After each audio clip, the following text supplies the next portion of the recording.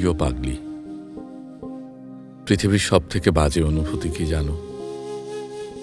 তোমাকে দেখতে ইচ্ছে করলেও দেখতে না পারা, তোমাকে শুনতে ইচ্ছে করলেও শুনতে না পারা।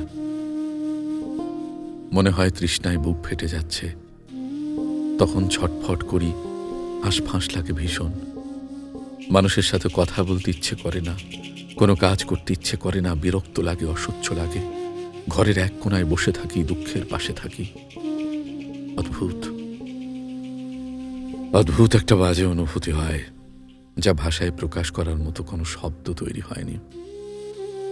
তোমাকে আর কখনো দেখতে পারবো না, ছুঁতে পারবো না, শুনতে পারবো না, ভালোবাসতে পারবো না। এর চেয়ে বাজে অনুভূতি আর নেই। প্রচণ্ড দুঃখে মানুষ কাঁদতে পারে না। আমার ভীষণ কান্না করতে ইচ্ছে করে, কিন্তু কান্না আসে না। যদি এমন হতো, সকালে ঘুম ভেঙে দেখব আমার আর কোনো দুঃখ নেই, কোনো ইচ্ছে নেই, কোনো অনুভূতি নেই, তাহলে কেমন হতো? যদি একদিন ঘুম ভেঙে দেখি তুমি আমার পাশে শুয়ে আছো, জানি এটা সম্ভব না, তবুও ভাবি এমন একটা দিন আসুক, যেদিন সকালে তোমাকে দেখে আমার ঘুম ভাঙুক। তারপর যদি পৃথিবী ধ্বংস হয়ে যায়, যাক, আমার আর কোনো আফসোস থাকবে না।